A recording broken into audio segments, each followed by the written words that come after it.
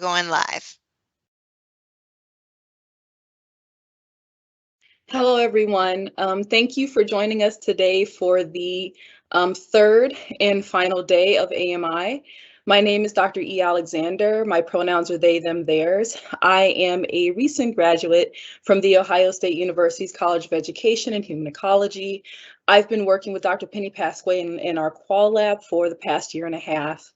It is an honor and privilege to serve as today's this session's moderator for Dr. Bhattacharya. Before we begin, I'll remind you of a few housekeeping items. Most of them you should have heard in previous sessions, but just to start the day with these reminders, I think is good. So closed captioning is available on the videos, and we'll post those on the Qual Lab website after the conference, and we can also send them to you. You're able to turn on your closed captioning. You can turn it on or off by pressing the CC icon on the bottom right of your screen. I'll be monitoring the Q&A function throughout this session, and I'll share this when Dr. Bhattacharya is ready. And she'll talk a little more about how she plans for things to flow for the session in terms of Q&A. Please feel free to share questions or comments at any time, and I will be monitoring as the moderator.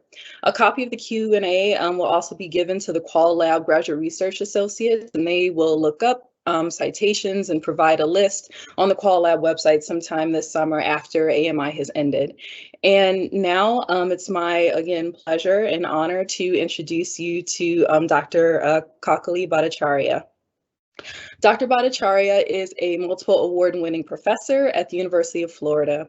Housed in the Research, Evaluation, and Measurement program, she serves as a qualitative methodologist for the College of Education there. For the last 15 years, Dr. Bhattacharya has explored qualitative research through critical, decolonial, creative, transnational, and contemplative perspectives. She is the 2018 winner of AERA's Mid-Career Scholar of Color Award and the 2018 winner of AERA's Mentoring Award for Division G, Social Context of Education. Her co-authored text with Kent Gillen, Power, Race, and Higher Education, a Cross-Cultural Parallel Narrative, has won a 2017 Outstanding Publication Award from AERA SIG 168 and a 2018 Outstanding Book Award from International Congress of Qualitative Research. She was recognized as one of the top 25 women in higher education by Diverse magazine for her significant contribution to social justice work and efforts to decolonize qualitative research. Additionally, Dr. Bhattacharya was one of 6 distinguished scholars invited by the Association of Study in Higher Education as a featured speaker for their 2018 inaugural Woke Methodology series. Dr. Bhattacharya has also been recognized for her innovative qualitative pedagogy and teaching when she won the 2018 Summer Institute of Distance Learning and Instructional Technology Award. She has over 80 publications, including refereed articles, books, and book chapters, in addition to editorial responsibilities with a Routledge book series entitled Futures of Data Analysis and Qualitative Research. She is also the guest editor of several special issues of journals such as Qualitative Inquiry, International Review of Qualitative Research, and International Journal of Qualitative Studies in Education. Her work has opened up new spaces in interdisciplinary decolonizing work and qualitative research where creativity and contemplative approaches are legitimized and seen as necessary gateways for cultivating depth, integrity, expansive inquiry, and discovering critical insights. And if you want more information on Dr. Bhattacharya's work, you can check out her LinkedIn, Twitter, Instagram, Facebook, and her website. And now I will turn it over to Dr. Bhattacharya. Dr. Bhattacharya? Thank you for that introduction, Dr. Alexander. Am I being heard? Can everybody hear me? Yes. Yeah. Excellent, excellent. Are you able to see me as well? Yeah, okay, excellent. All right. Excellent. I want to thank Dr. Penny Pasquale for the invitation to this conference. And I know it's a long time coming given that we had to stop for the pandemic last year. I also want to thank the team behind this virtual conference, the Microsoft Teams assistance people. They have been phenomenal in helping us. And I also want to acknowledge the innumerable hours of invisible labor that went on to creating this space and this conference. So I'm honored to be here, and I also want to acknowledge the attendees who are here today, and I thank you for being here so early in the morning. So with that, I want to get started with a very quick centering activity. It's just my way to bring us all into the moment before we get started. I don't see you, so I'm going to assume you are participating along and doing some of the things that I'm going to guide us into doing.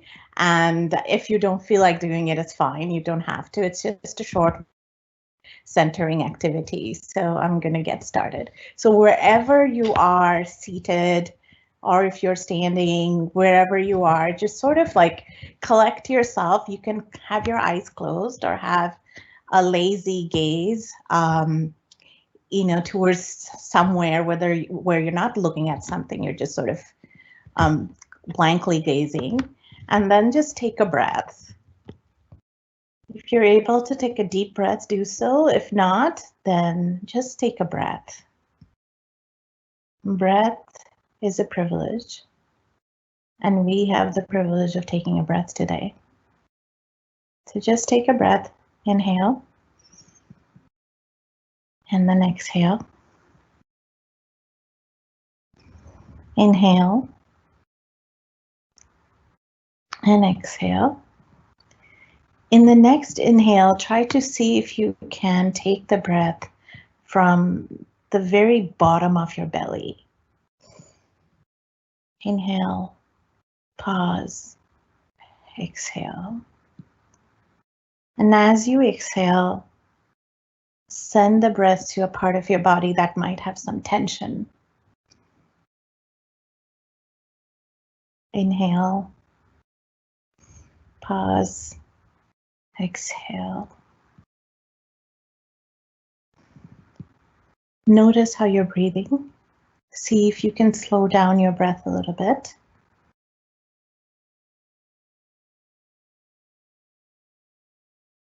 It's amazing that built into our breath, there is a resting place for pause. And it's great that each breath gives us a new start, a fresh start.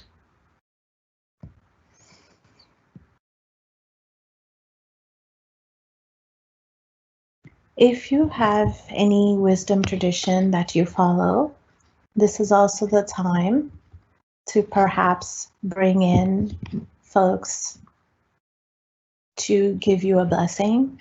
If you aren't somebody who follow any wisdom tradition, that's okay too. Just collectively make an intention and perhaps say it quietly with me. May what is in the highest good of all unfold in our conversation this morning. All right, come back to the room. Okay, so a few things that I want to say as we go through the presentation. First thing is, if you want to have the conversation with me after we have after this presentation ends, these are some of the places where you can find me, and they are listed in the order of where I have most game. So the website obviously has all sorts of information. I'm active on Facebook, Twitter, and I'm trying to learn Instagram. So I have least amount of game on Instagram, but you can, find me anywhere and have a conversation with me. I am active on social media, and I'll be happy to do so. I'm going to talk a little bit about journey and how did I get myself here at this point. And before we do that, I want to talk about how I'm doing this conversation today. I'm going to keep this presentation as conversational as I possibly can. So that means that I'm going to encourage you to, hi, Amanda. Amanda is there. Hello. I'm going to encourage you to please use the Q&A to talk back with me I welcome that insertion of you since I don't get to see you. This is my way to stay connected and feel your energy so that I can understand how what I'm saying is landing for you. So you can, talk back. You can tell me how things are landing. You might even want to ask questions. Some of it I can answer live, some of it I can do it towards the end. But please just be in dialogue with me and use the Q&A so I can sort of feel the connection and the energy with which you're receiving the information. And the presentation is going to be conversational in nature because I know that when the paper is going to get published, you're going to have a more academic way of reading the paper. But since I'm here today, I want to make it as much as I can where I am talking to you and with you and being in community with you. And so with that said, I just want to have a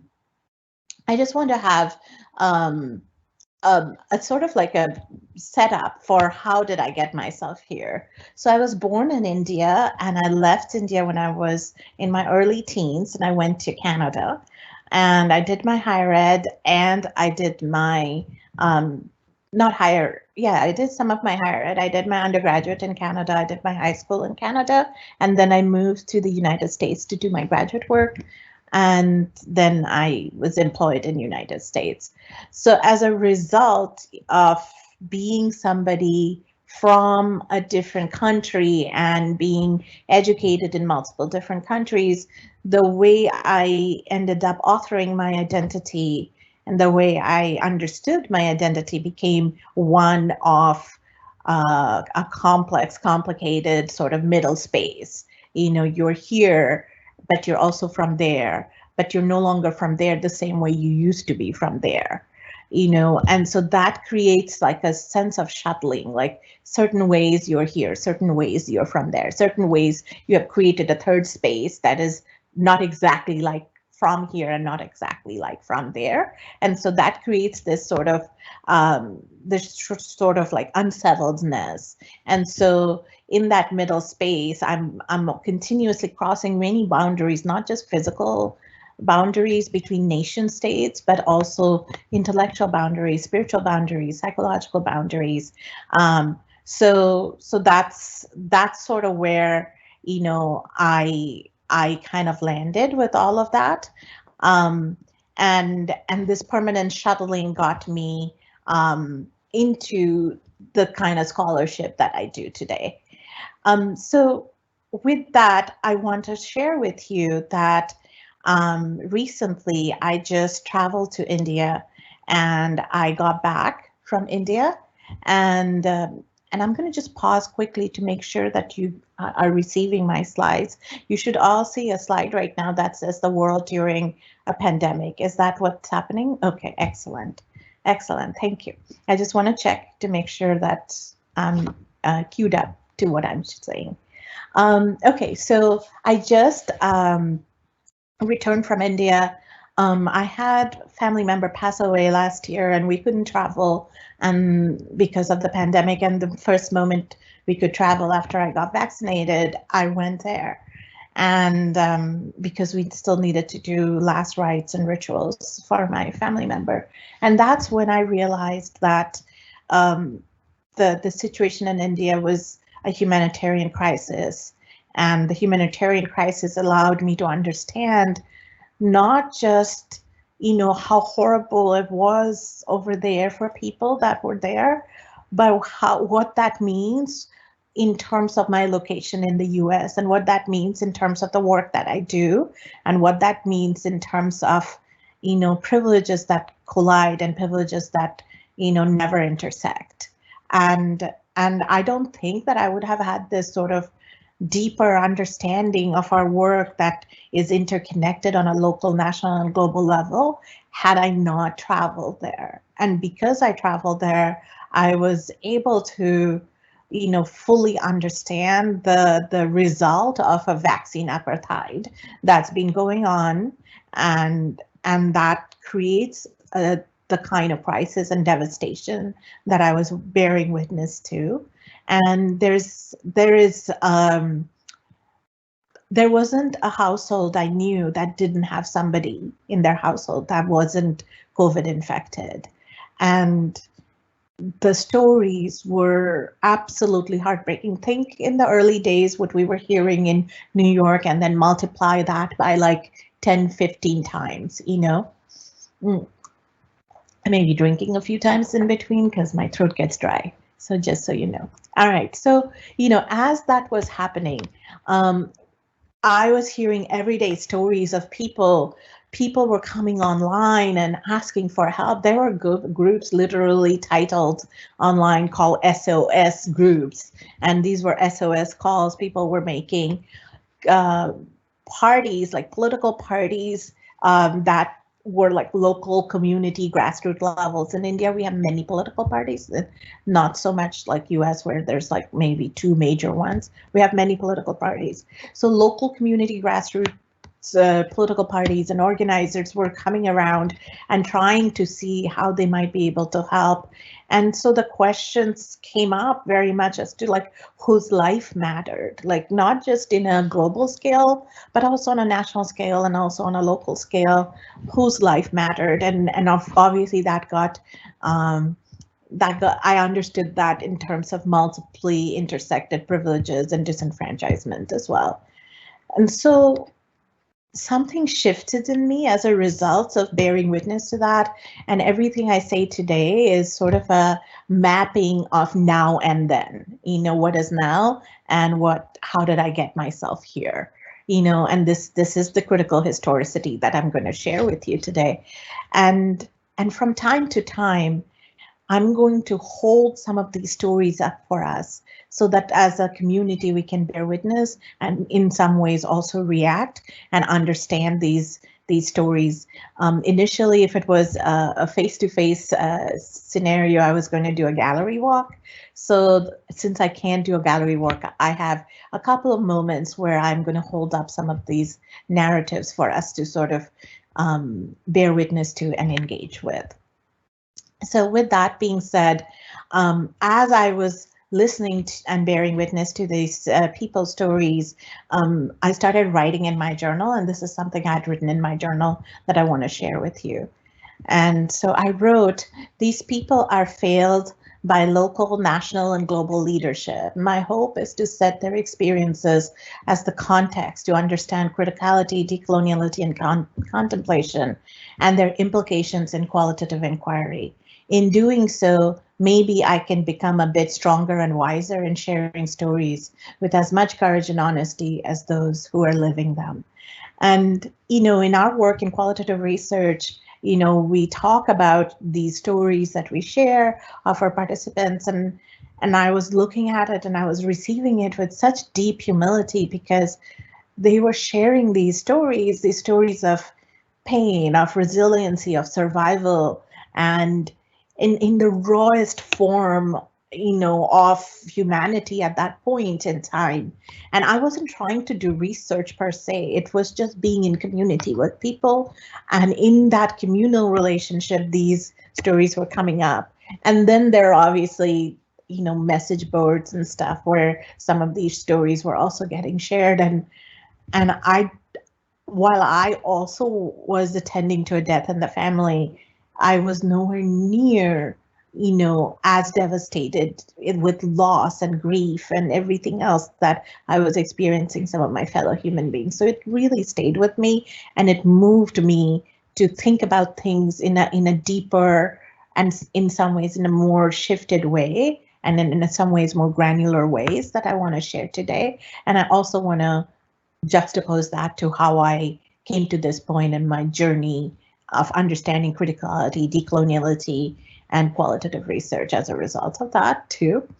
So these are the guiding questions that, you know, is shaping the conversation today.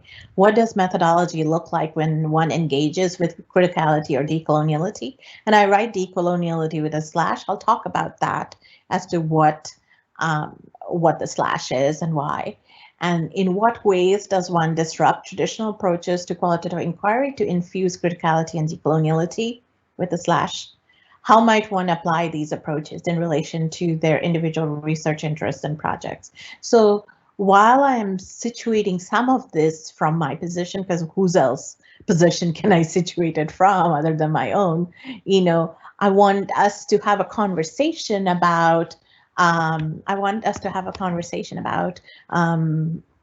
ways in which you enter this work as well, in your own work and in your connectivity to hearing me and hearing what I'm presenting. So with that being said, in the next slide, I'm going to present a narrative for you that, I picked up while I was in India through various groups and SOS groups, and I'm going to explain the context, and you're going to see the narrative and how people responded to the narrative.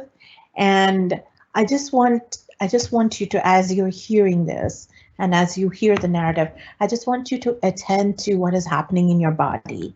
Are there parts of your body that's tensing up? Are there parts of your body that's,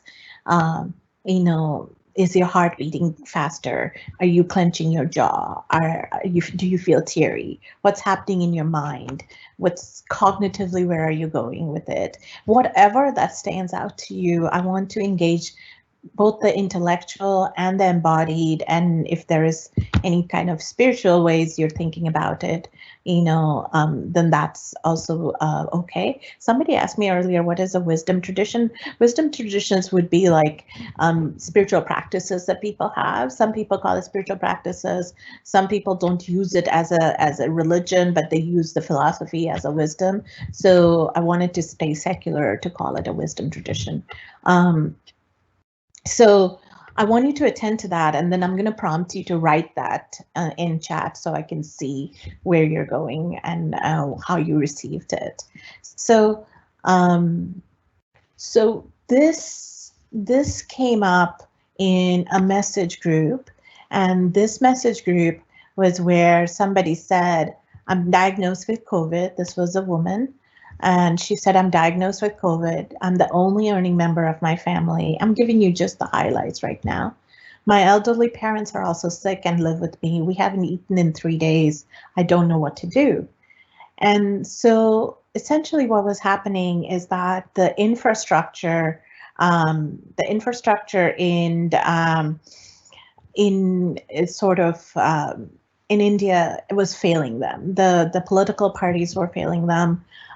It just felt like people in leadership were sort of playing games with people's lives. So they could not really seek relief from like established infrastructure, but they needed relief. Like if somebody is starving and they have COVID, they needed relief.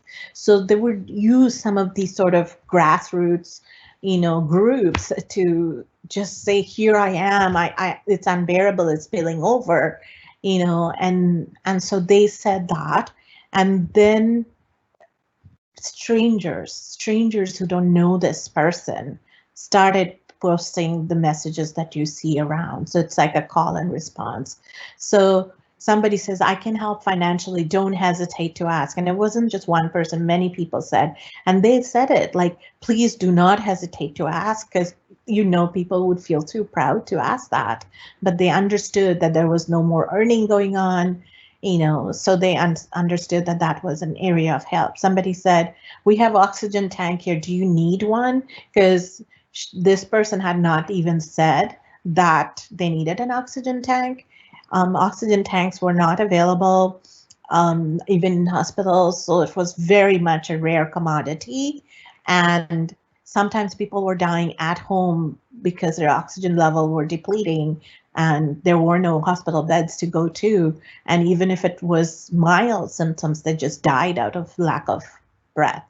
This is part of the reason I started with breath and talked about breath being a privilege. And that applies. So when I think about these work in local, national, and global context, yes, in the local context, breath was a privilege because of,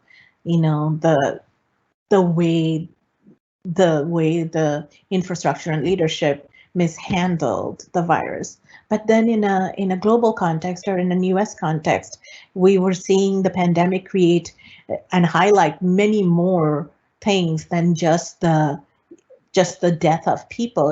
There was, also a racial pandemic that went on where breath was indeed a privilege. And we just had, 1 year of George Floyd, and that wasn't the only instance when, Black people were brutalized and literally had their breath taken out of their body by white law enforcement officers. So, so these issues have interconnectivity. There's this tissue of humanity, of interconnectivity that I was beginning to see, and I was beginning to see how people were coming together without any kind of, these are strangers, they're not doing it for performance, they're not doing it for anything else other than just showing up for a fellow human being. Somebody was saying, don't give up hope. That's the most important part, mentally be strong. And somebody was saying, okay, call me to talk. And then they said, we will deliver food to you. And I got involved with the multiple local organizations that were delivering free food to people that needed that. And then somebody said, we're coming over to disinfect your house and clean. And this was all done through grassroots community organizations, and people just jumped in. It wasn't just this one person doing it or one group doing it. And so they just jumped in and did that. So with that being said, what I want to do in the next few minutes is I want to invite you to type in chat what stands out to you as you heard this story, as you heard this narrative. What did you feel in your body? Where, if any, did you experience tension? What is staying with you? And you can answer one or all of the above, but please type in the Q&A chat so I may be able to see how you receive this information. I'm going to pause for a minute.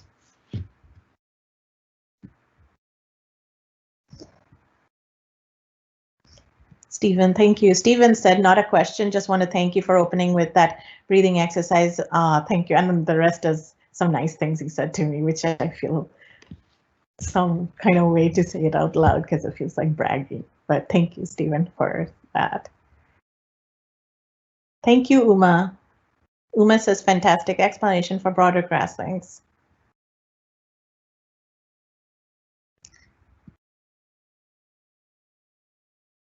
Ashley says, I'm interested in the don't hesitate to ask component of that message.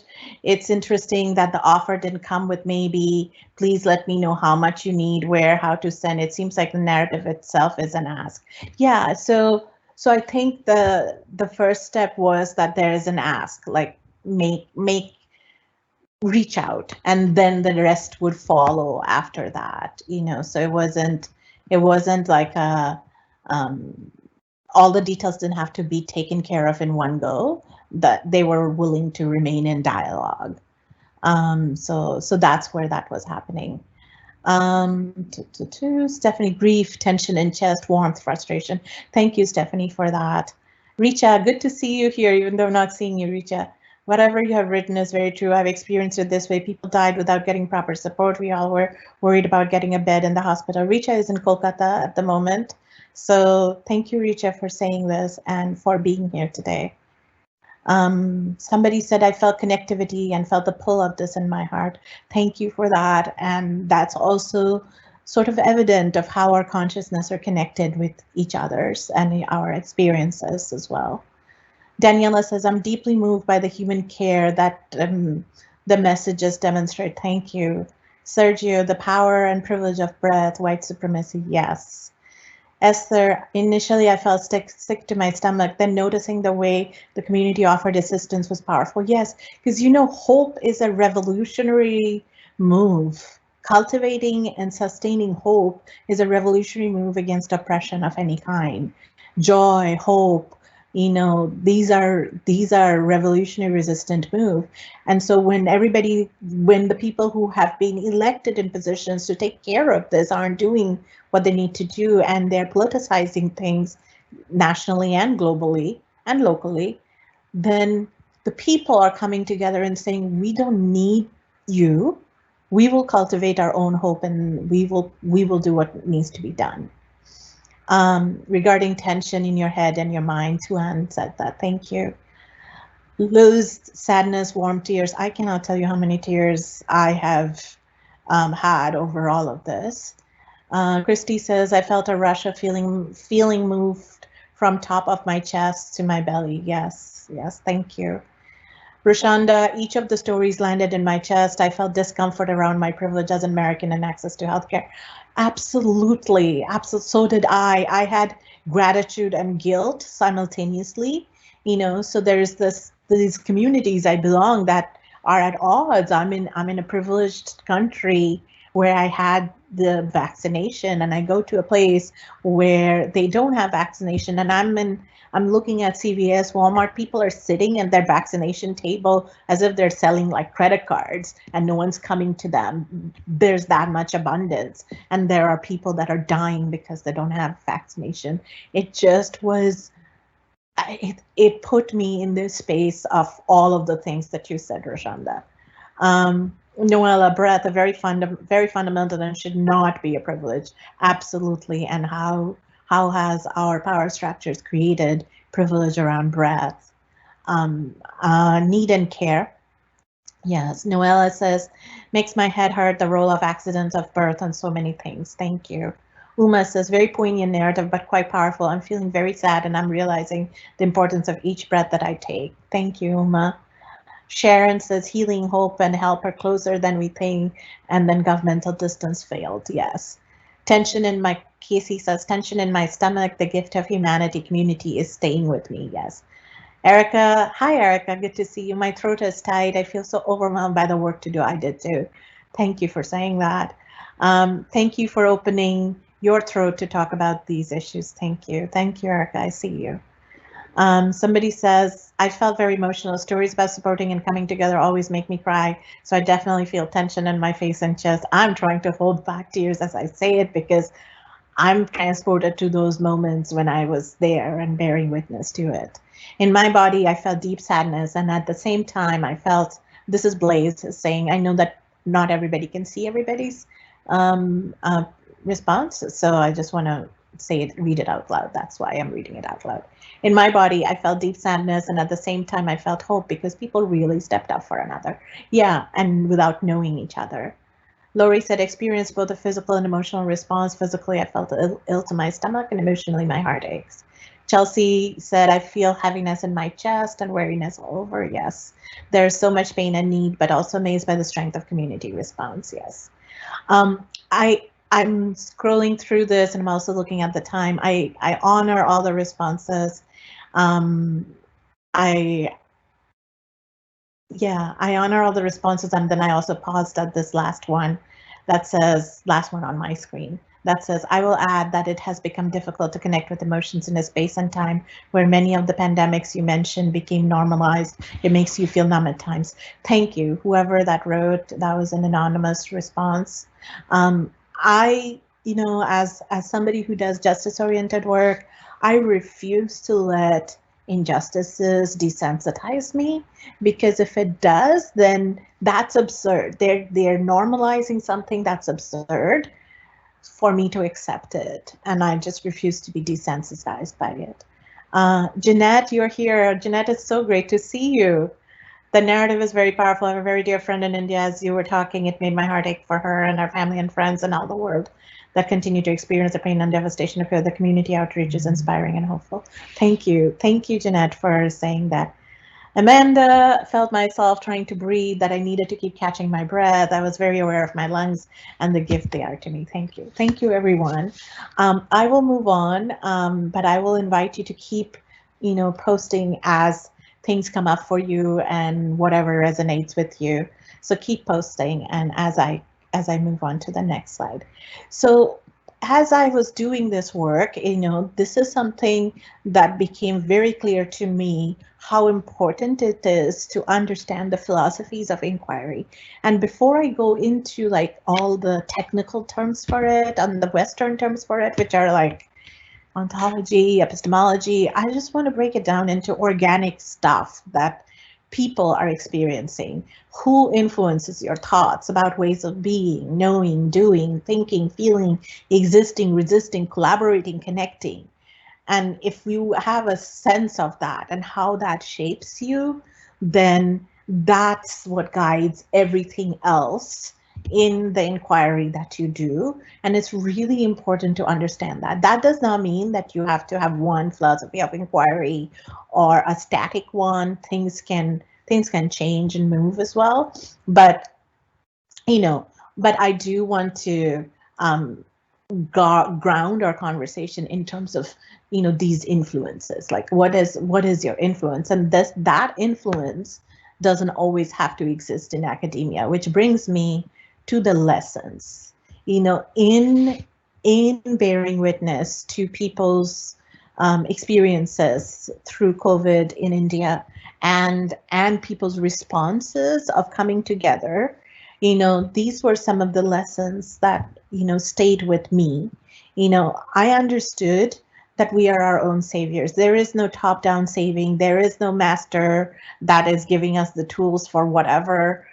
If this is this landscape of different power structures that are intersected, there is absolutely no need to look for the power structures to create, interventions. And having the understanding that we can reconfigure power differently from the oppressors was really powerful to bear witness, where people were then coming together and reconfiguring power instead of waiting for local or national government to do something, or even international government to send vaccines. What are some of the ways we reconfigure? Someone's hungry, and that's creating power difference because of where they are, or what sort of social stratification they have been identified with, got disrupted. There were people that I was involved with began to help people who were absolutely forgotten, the people who were at the wrong end of caste privileges, class privileges, doing cremation and janitorial work, completely forgotten, and we started working with organizations to help them in terms of food, healthcare. Their healthcare for a whole year was like around $120. So we started, working with them. So I noticed how the power of community and the power of grassroots, come together for reconfiguring infrastructure powers. And, because at the end of the day, we are many, and, people at positions of power are few. So anyway, so at this point, that really helped me. And then what helped me understand is that there are so many possibility models at the margins that we may not always center, we may not always know, we may not always have the privilege to bear witness to.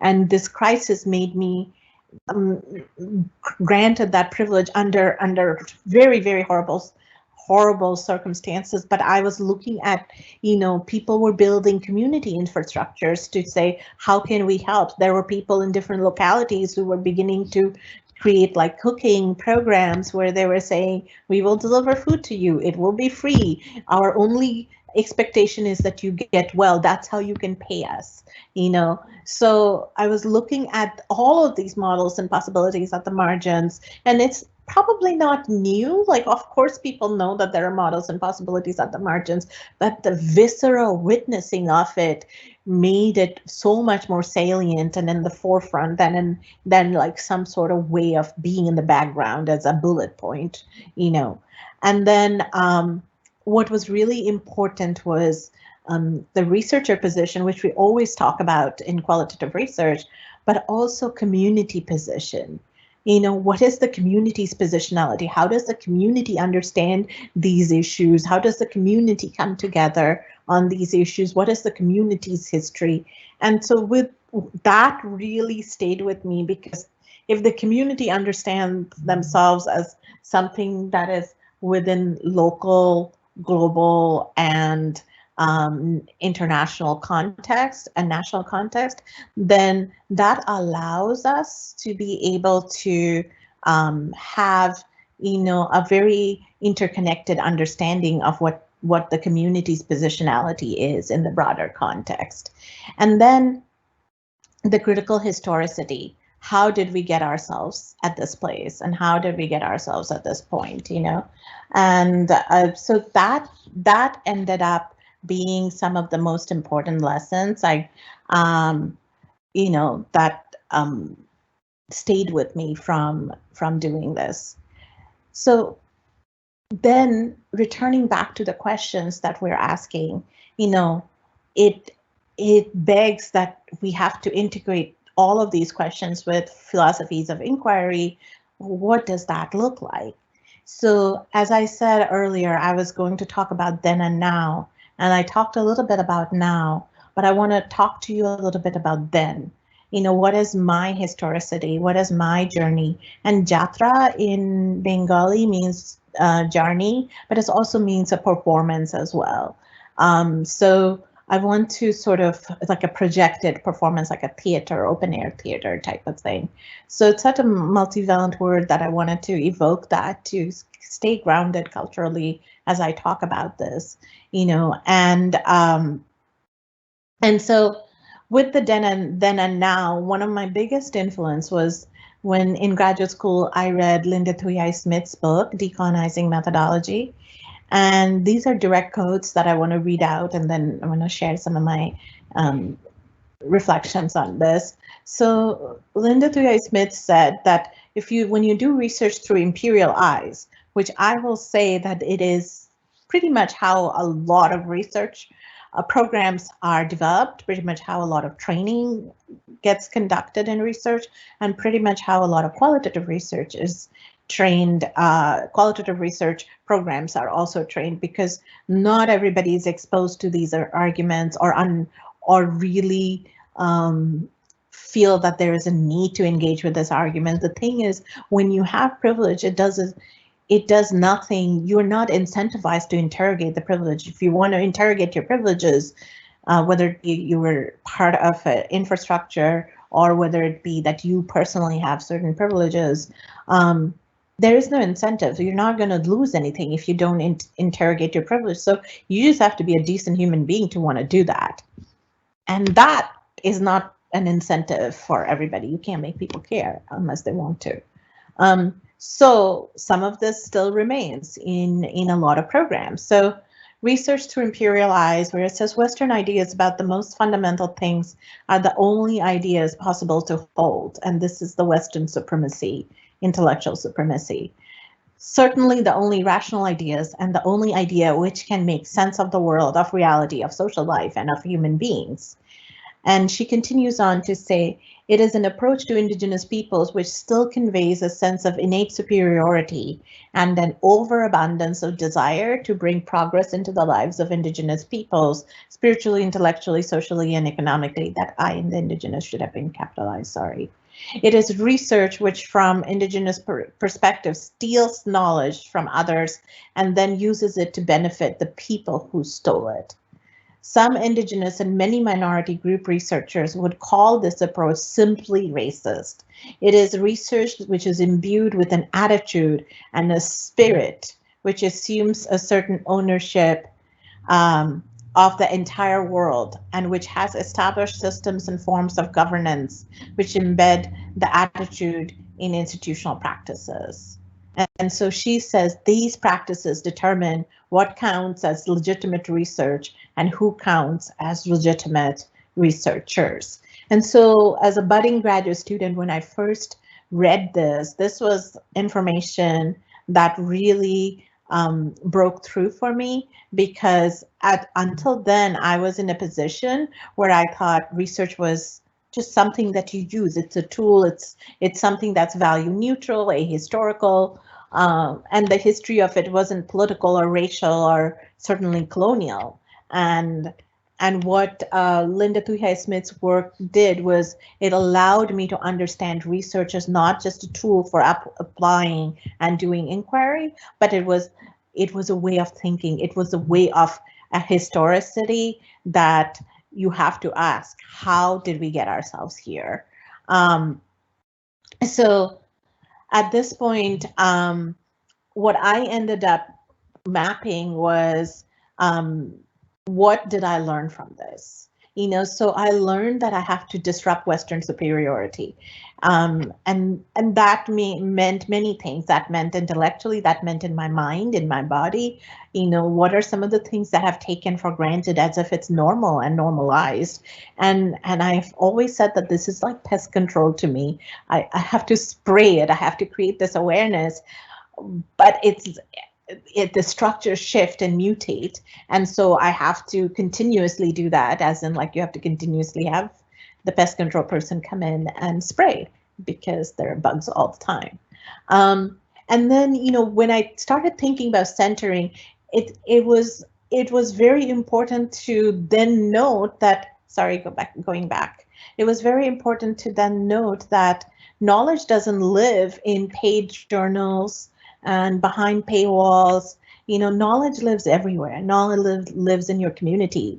Knowledge lives in conversations, in oral history, and in all of these interaction, knowledge lives, but we only privilege knowledge a certain way, written up a certain way, presented a certain way, indexed a certain way, counted in journals with certain types of numbers that we have assigned to it to say, now this is important, now this is valid.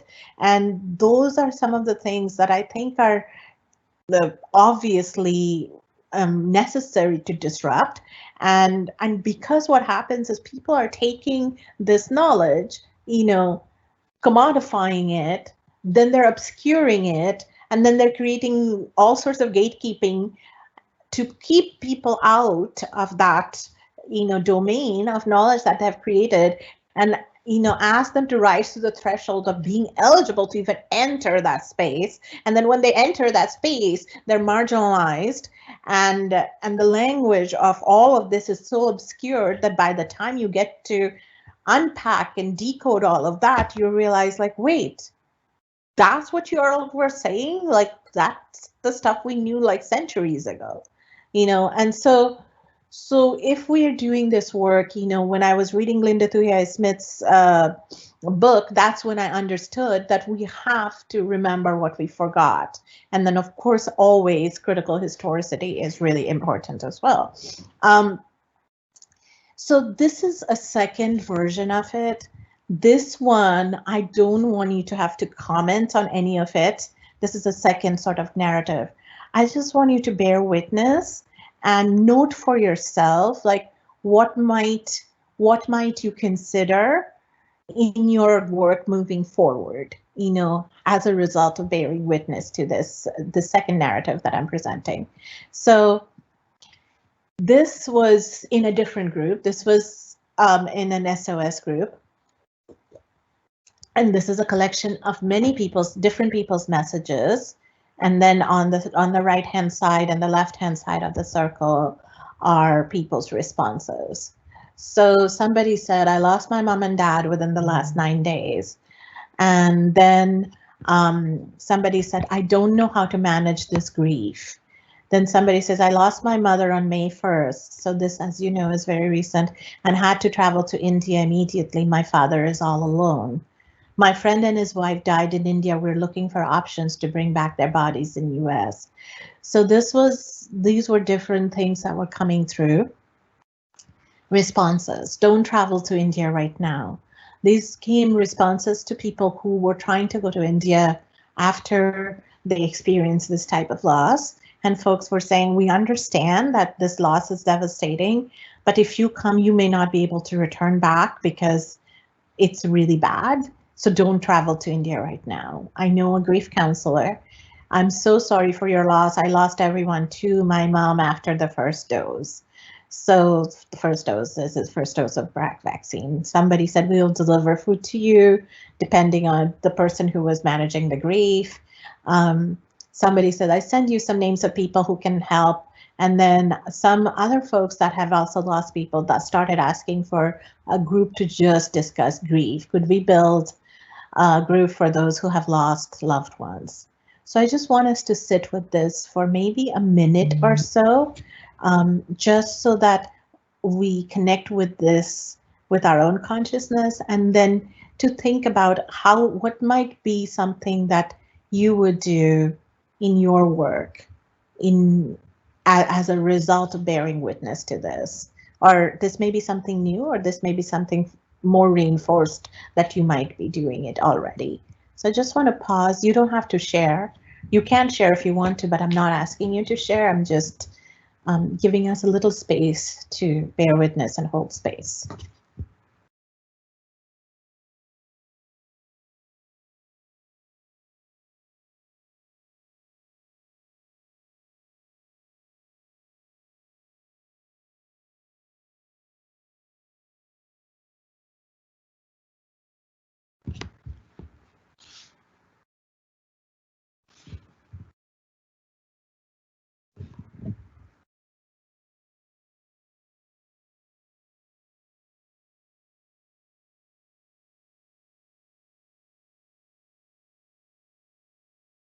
Okay. So my other really big influence in my work was a post-colonial feminist. Her name is Ray Chow.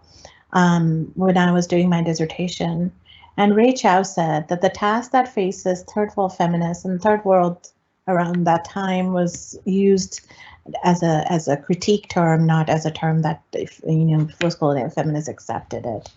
The task that faces third world feminists is not simply that of animating the oppressed women of their cultures, but of making the automated and animated condition of their own voices the conscious point of departure in their interventions. And then she goes on to say, this does not simply mean they are, as they must be, speaking across cultures and boundaries. It means that they speak of the awareness of cross-cultural speech as a limit, and that their own use of the victimhood of women and the third world cultures is both symptomatic of and inevitably complicitous with the first world. And as I moved back and forth between first and India, I don't want to call it third anymore, between US and India, I was aware this time of that limitation, probably more in an embodied way than I was ever before. Before I was too, but I don't think I understood it in such a way, because the stark difference was the amount of death that happened just from sheer negligence, and the fact that if I just cross physically a boundary, I would not bear witness to that, and so that really brought home to me this sort of cross-cultural work, this brokering of the oppressed, and how complicated that is, the position that I am in. When I was doing my dissertation, this is what I wrote then. I said, I write in English to capture the experience of people whose, I don't use the term capture anymore, but at that time I did, to capture the experience of people whose language of communication is a hybridized form of Hindi and English. So my participants were graduate students from India, and I was working with them to understand the invisible structure of higher education within and how they were experiencing it, and the invisible structures of oppression, the hidden curriculum, while in their first year of being an international student. So I said, I write in English to capture the experience of people whose language of communication is a hybridized form of Hindi and English, already in its colonized package. I write to translate the cultural productions of experiences of others, unwittingly taking on the role of a third world broker in a format acceptable in Western academic gatekeeping. These complicated situations and actions continue to create impossibilities in which I exist, function, interrogate, and abandon thoughts, beliefs, and epistemologies. And then I met Anzaldúa. And so Anzaldúa, if you have been following me, has a deep influence in the way I do my work.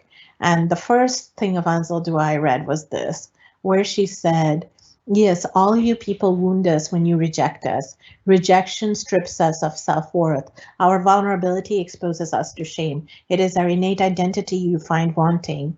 We are ashamed that we need your good opinion, that we need your acceptance. We can no longer camouflage our needs, can no longer let defenses and fences sprout around us. We can no longer withdraw. And she says, to rage and look upon you with contempt is to rage and be contemptuous of ourselves. We can no longer blame you nor disown the white parts, the male parts, the pathological parts, the queer parts, these vulnerable parts. Here we are weaponless with open arms, with only our magic. Let's try it our way, the mestiza way, the Chicana way, the woman way. So as I read this, it spoke to me for many reasons. And then sort of combining that with what I said about Ray Chow and even Linda Thuy Smith and many other scholars. Of course, I read more than these three scholars. And then the the lesson that I worked with, lessons that I worked with then was this: there is this complicated hybridity in which I exist, and I think a lot of us exist in that. These are ways in which we can go back and forth in multiple worlds. Like we begin to do this sort of cross different thresholds of different worlds and have an ability to understand those worlds without being completely indoctrinated by it. And that's because we occupy this sort of complicated hybrid position, and a lot of us do that. And I could not dismiss that any kind of justice-oriented work has to have a healing component, and that healing component comes from understanding and inner journeying, tracing and excavating the wounds. And I began to also realize how much energy we invest when we are fully in an oppositional relationship with the oppressor, and we position ourselves as the oppressed, because depending on who you are, you could be on multiple intersected, margins of oppression. But the trick is that the oppressor wants you to think that this is the only relationship in which you exist. Like you have no other relationship that deserves your time, energy. And so a lot of times, because we want to do deep justice-oriented work, we may invest a lot of energy in holding an oppressor-oppressed binary when we could also invest our time in other relationships, where we are supported and nurtured, and we have good nurturing relationships with other people, nature, books, and many things. But the oppressor narratives would make you believe that the relationship you have with the oppressor is the only one, or the primary one, or the dominant one. And so a lot of times we are in this oppositional energy, and that really is corrosive, and that creates a lot of fatigue, a lot of battle fatigue. So I began to think about what is beyond this opposition. What are some other relationships that I can nurture that gives me joy, that gives me strength, that gives me an identity that is more diverse than the oppressor oppressed identity. And that's when I was beginning to realize that marginalized is a produced condition. It isn't a condition that just exists naturally. There are agents and people that are actively working every single day to create marginalization, and to call people minorities is such an absurd thing. The people that they're calling minorities are by numbers way more in the majority than those who are calling them that. So I began to realize that the minoritization is a heavily produced condition. And of course, with everything, there was always a critical historicity lesson. How did we get ourselves here? And I began to understand that good work crosses boundaries. So if I'm reading Alice Walker or Audre Lorde or Gloria Anzaldúa or Linda Thuy Smith, none of these scholars and artists and authors are from my community, my most native community. But I am inspired by them, and I can create entry points from my position to their work. And I realized that they write very much from a very culturally situated position, and yet their work crosses boundaries. And then that's what inspired me to say, okay, so then good work crosses boundaries. I can center my community, but it can also cross boundaries. And as I wanted to do that, I started looking into post-oppositionality. This is a quote from Anna Louise Keating's text called Transformation Now. And this is where she's talking about the problem and the corrosive nature of oppositionality. So she says, I enact the post-oppositional theorizing that I call for. I interrogate some of the diverse forms that binary oppositional thought can take while resisting the very strong temptation to react oppositionally. I aspire to offer viable additions and alternatives to the oppositional forms of consciousness and politics that currently divide social justice theorizing, activism, and academic disciplines. I develop non-oppositional theories and relational methods that insist on a realistic politics of hope and the possibility of planetary citizenship. And having witnessed this politics of hope, not even politics, it's like the embodiment of hope, embodiment of coming together, embodiment of creating possibility from this devastation, helps me understand oppositionality. I was there with these people who were like, we don't have time to go oppose the government. We need to take care of the people. So what can we do to create hope? What can we do to create things that can intervene and create a different solution that doesn't necessarily, drain our energies in being in oppositional relationship with the government, with local leaders or anything. Maybe there are people who were doing that. I'm not creating oppositionality with oppositionality, but I'm sort of trying to stretch our thinking to something that's beyond oppositionality. Of course, you don't want to accept, oppression. Of course, you want to be able to push back on that. But the question is, what is revolutionary is also to understand that your energy investment can be rationed to, like, how much do you want to engage in this type of oppositionality? How much do you want to engage in the politics of hope? How much do you want to engage in the politics of joy? How much do you want to engage in the politics of thriving? So all of those things become opposition anyway, because it creates another landscape, that becomes that has its own possibilities without asking for possibilities, liberatory possibilities from oppositional structures. So that's sort of how I'm understanding this. And of course, we can talk about it a lot more as we move forward. Terms that I began to use was D/coloniality, criticality, and contemplation. And I just want to offer some explanation for how those terms came to be. So very, very briefly, colonization is, more than land. What happens is a group of people come to some other people's place, land. They literally have this desire to steal resources, infrastructure, language, spirituality, knowledge system, and there's erasure, theft, and then they create this us versus them binary world making, and people are penalized for having agency to resist colonization. So once they have sort of taken over, if you want to resist that takeover, you will be penalized. And that is in the history of the world, wherever colonization has happened, and also where settler colonialism currently exists. So with that being said, when I write D/colonizing, I write it as a present continuous tense, and I use it to think about more than land. I use it to think about colonization in terms of spirituality, colonization in terms of intellectual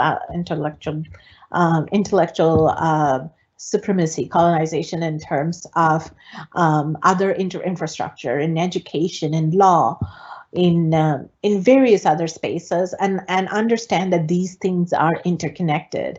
So, colonization can be interconnected with racism. Colonization can be interconnected with ableism. For example, I'm going back to the history of my folks.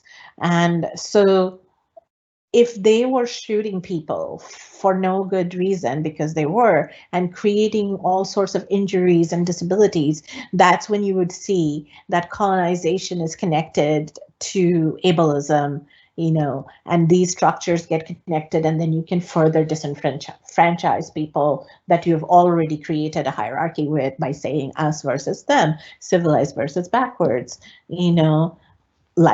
our life matters versus their life that doesn't matter. So as we do this work, what I was beginning to see, that any kind of decolonizing work didn't lead to a pure space where it was free from the influence of colonization, because the world has a history of colonization. And so this sort of this sort of lack of free, pure space made me slash the word decolonization. So we're always in relationship to colonizing forces while we are, imagining this utopia of freedom. So that's where I had this decolonizing in this present continuous tense, where we're also talking about doing the work and doing the shuttling and imagining and creating possibilities, and really coming to the place of understanding that healing and restoration has to be part of that agenda. Then I became influenced by contemplative practices. This is an organization called Contemplative Mind. What they did was they went around and they asked people who were using contemplative pedagogies in their classrooms, professors who were using contemplative pedagogies in their classroom. And then based on that study, it was a qualitative study, they represented the findings in the form of a tree, saying that, the roots are deeply connected with communication and connection and cultivating awareness. And then there were very different types of branches of contemplative work. So it was like there was rituals, there were stillness work, there was some generative work, there was some creative work, movement-based, relationality-based, activism-based.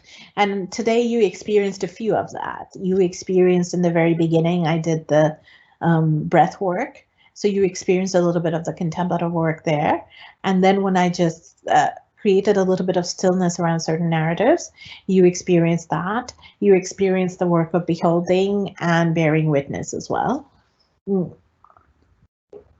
And a lot of this work, because it's grounded in the understanding that we are interconnected and our consciousness are interconnected, and our liberation and freedom and struggles and resistance are all tied up with each other's, that a big portion of this is cultivating compassion through perspective taking,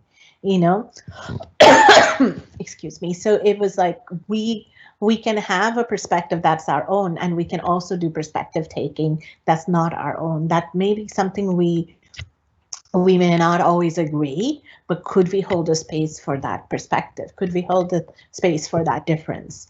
And in doing so, you expand your consciousness, even if you can let go of, always having to have conversations where the people that you're having those conversations with have similar perspectives. So perspective taking becomes a very expansive ritual to expand your own consciousness as well. So that then translated into this sort of mix of creative, contemplative, critical work for me. In some of my work, you will see where, the criticality came in terms of understanding power relations and structures of oppression and local and situated knowledge, and understanding that how that works on an individual first person level for folks. I realized that I need different tools. I can't use the existing tools as they are prescribed or recommended or guided, and I needed to be more creative, and I needed more creative approaches. So I began to think about creativity as inquiry, and the contemplative part inspired me to do more inner journeying, some of which I guided you to do today, where I was interrogating privileges, shadows, wounds, purpose of being, what things I'm interconnected with, and how does my agency show up. And in doing so, what needs to be understood is why is all of this important? Why can't we just do traditional qual? Why can't we do the qual that we have been taught with, certain people that are very wildly popular, across the globe? And this is the reason why. Because qualitative research in the world are generated from predominantly white countries. And in these predominantly white countries, there are predominantly white scholars. And these predominantly white scholars are the ones who are creating qualitative research. And because they're creating qualitative research and it's getting distributed across the world, then what ends up happening is people assume that this is normal, that this applies to everybody, that there is an universality attached to this. And those of you who work from non-Western perspective, community-centered perspective, culture-centered perspective, you must have found moments of incompatibility. You must have felt moments where you have to force fit yourself into something because that was the standard. You must have felt cultural distance with it. And that's why it's important to have a criticality, a decoloniality, a justice-oriented perspective, an interrogation of what you may have been normalized to believe. And so what a lot of people work with is this sort of theory structure where there are three levels of theory. There's a high level theory, there's a mid-level theory, and then there is a micro level theory. The high level deals with ontology and epistemology, the mid-level deals with methodological substantive theory, and the micro level is a much more closer focus of a substantive theory. And while that is sort of like a more traditional teaching, and I don't necessarily want to knock that, there's value in it, sometimes it feels like maybe it's a bit forced. Sometimes it might feel like maybe you want to break apart from all of these sort of restrictions that are placed around you. So in those scenarios, as we move back to the questions that I was asking, in those scenarios, it's really important to think about what do you want to make up? What rules do you want to break? Do you want to talk to community cultural elders and do this? Just remember that research at all times is a shared agreement.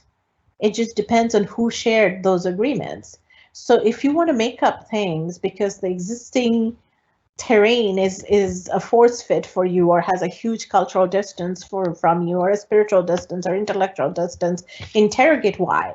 And then if there is a need to break the rules and to make up things, by all means do it. Again, it goes back to this philosophy of inquiry.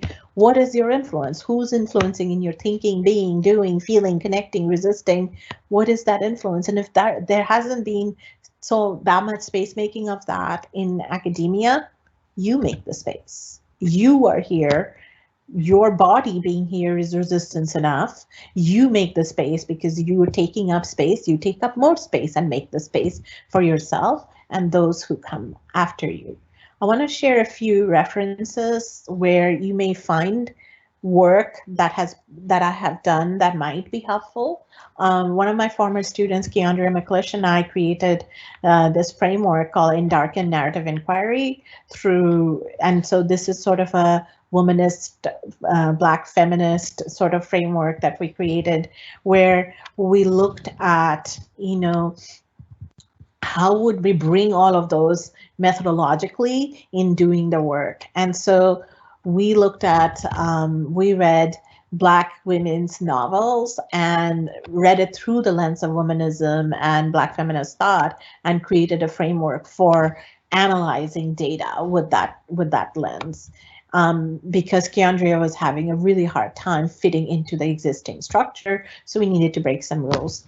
The migratory patterns of a fish doodled, I wrote that in the form of nonfiction to talk about the complicatedness of being in this transnational position and having the first world, US, India, and hybrid existence sort of colliding with each other. This one is for people who want to see like what does contemplation and post-oppositionality look like in qualitative inquiry. There's this piece that looks like that, and the walking through the dark forest is what does doing shadow work look like, and why should we do shadow work in higher education? And shadow work is really important to excavate your wounds so that you can create healing. Because when people say hurt people, the reverse is also true. Healed people heal people. And so healing and restoration have to be an agenda for doing justice-oriented work as far as I'm concerned. And then what I started doing was, what does culturally situated theorizing look like? And I wanted to talk about theorizing from the streets. And so the next slide is a slide that I presented, which then became an article or a book chapter in Michael Giardina and Norman Denson's text. And it's called Theorizing from the Streets, Decolonizing Contemplative and Creative Approaches and Consideration of Quality in Our Space, Qualitative Research. So what I did was I argued that theorizing from the streets meant that people on the street can theorize. The most marginalized amongst us know how to lens the world through survival, through danger. They know, they have theories, they pass those on, and they are of deep value. That just because it doesn't see an academic space doesn't mean that it doesn't have value. And there's a lot to be learned from that, and a lot to be learned from that embodied knowledge. And then I argued that there are different zones of brilliance through which we operate. And sometimes academia has a very limited understanding of that. So we need to expand that, and we need to expand our citational politics. And our citational politics that sometimes gets a bit incestuous, where we just only cite the people that other people that we admire cite, then what ends up happening is that we are a little bit sort of close-minded in the way we're doing this, or we're just promoting our friends' work when we can be more expansive about it. There's really good work happening at the dissertation level by graduate students, and it's important that we engage with that work. It's important that we look at that work to see how are people thinking about these issues today, and how can we use our position to make space for that kind of work. There are good work done by scholars of color who are thinking about these things from a very embodied space. But in academia, we're creating this divide between theory and practice, as if theory is the work of the intellectual and practice is the work of the theoretical neophyte, and it doesn't have to be that. Embodied knowledge is also theorized knowledge. So I wanted to talk about blurring these boundaries that we're creating in our work, that as if having certain folk epistemologies are somehow deficient and doesn't have a value because it's not academized in a certain way. So if you have a disruptive framework, I recommend using that, because a disruptive framework allows you to disrupt traditional ways of doing qualitative research. It allows you to argue for, making up certain methods or methodologies. And if you don't have any specific disruptive framework, or if one disruptive framework doesn't fit the bill, then create a conceptual framework that brings in multiple theoretical constructs together, so that then it allows you to use that to make the justification for what you want to do. But really, in doing all of this, it's very important to know, why do you do this work? In qualitative research, that's called homework before field work. Knowing yourself and why you do this work is really critical. So I will pause here and create an opportunity to hear from you through this prompt. So in the chat, please complete the sentence, I do this work because, and write at least 2 reasons, and I'll wait. And so write the 2 reasons, and it doesn't have to be because of some academic reasons. It can be personal, emotional, spiritual, communal, cultural, historical, it doesn't matter. Don't censor yourself, just write. Why do you do this work? I do this work because.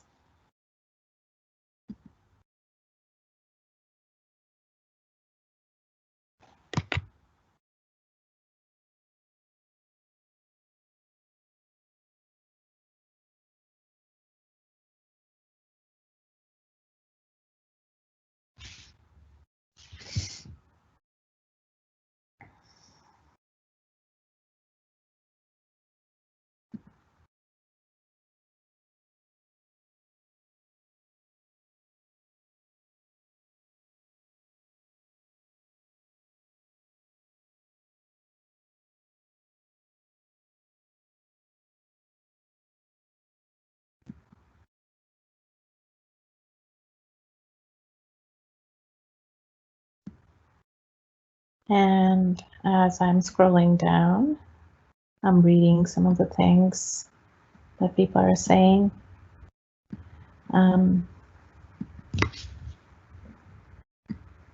For some reason, my window is not cooperating. Okay.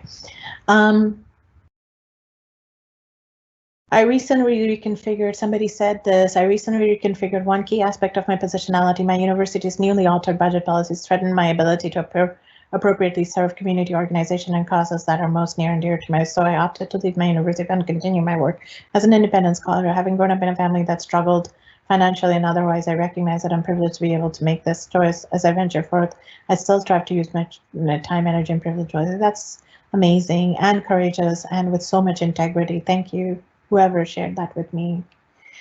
I do this work because I want a better world and future for my child. Yes. Nia says, I do this work because I believe it's aligned with my purpose. I do this work to heal myself, recognizing the power it has for my ancestors and community. Yes, healing goes both ways.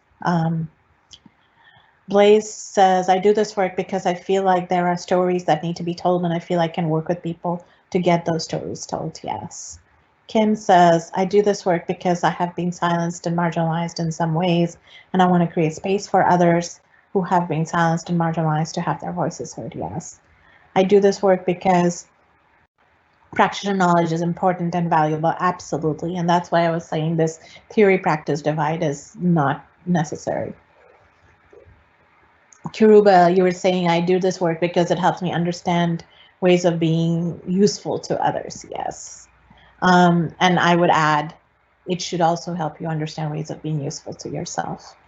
It helps me, Daniela says, it helps me make a positive difference in the world and truly express myself.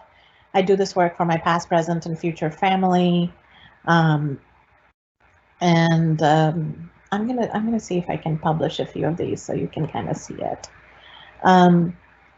Can you talk a bit more about disruptive framework and perhaps give, yeah, so disruptive frameworks are frameworks that challenge certain status quo, certain dominant stuff. So it could be queer theory, Black feminist thought, feminism, critical race theory, post-colonialism. So anything that challenges certain dominant discourses and creates a different framing for it. So that's that. You think such a citation of politics speaks to the hyperdisciplinary. Yes, it does. It does. Then Leslie says, I don't have access to chat. Can you help? Your Q&A. It's Q&A, Leslie.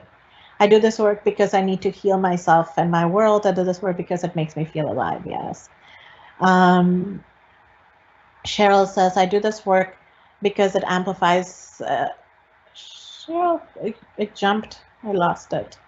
Okay, I'll go to Sharon and then I'm going back to Cheryl when I see it. To honor my ancestors in the memory of my husband and daughter who both died way too young. I'm so sorry to hear that. Premature death among Black people due to injustice and health disparities is unacceptable. Absolutely, absolutely. Yes.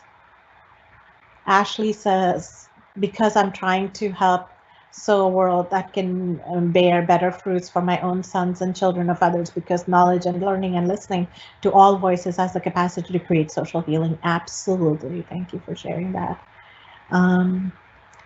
Richa says, I do this work because there's a sense of belongingness with the people I'm working with. I feel for them. I try to understand their problem, find ways to solve it. And Richa, I would say in ways you might even be surprised that they already know the ways to solve. Your job may be just to listen deeply. I do this work to break out of my own world of privilege, to help build connections of understanding and hope, and to bring forth a multitude of worldviews. That's Lori. Thank you, Lori. Susan says, I do this work to heal. I need to go deeply into why or how I have cooperated with white supremacy. Yes, and I think we all have, you know, even if for me, if I'm not white, because certain things are so normalized that we don't realize that we have already done that. And then of course I have a colonization history that also, you know, is precarious.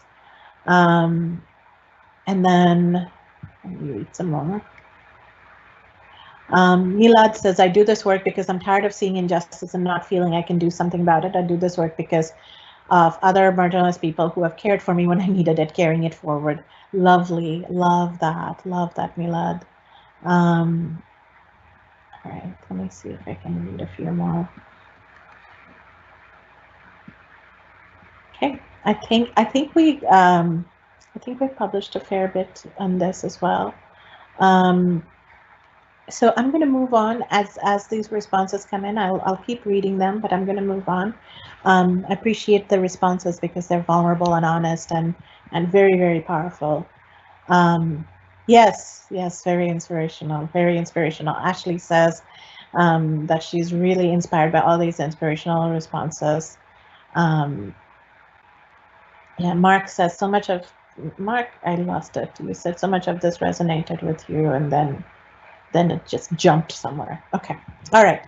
So I'm going to go to the next slide and just kind of go over a few more things, and then I'm going to open it up to broad Q&A for us to talk about things. So working with methodology and methods then means that sometimes you, with the questions that I've asked, sometimes you need to align with purpose, with your purpose, and that purpose can be then interrogated or informed by what are your philosophies of inquiry, and you break the rules that don't fit. You have to. You're in a position to do that, whether you're a graduate student or a faculty, McNair scholar, whoever you are, you have a position, and from that position you have power. Don't let the structure's power be the only way to understand power. And you can create new paths. And the trick to it is to not subscribe to the quality of goodness of an established paradigm if you're trying to break the paradigm. You create your own quality of goodness.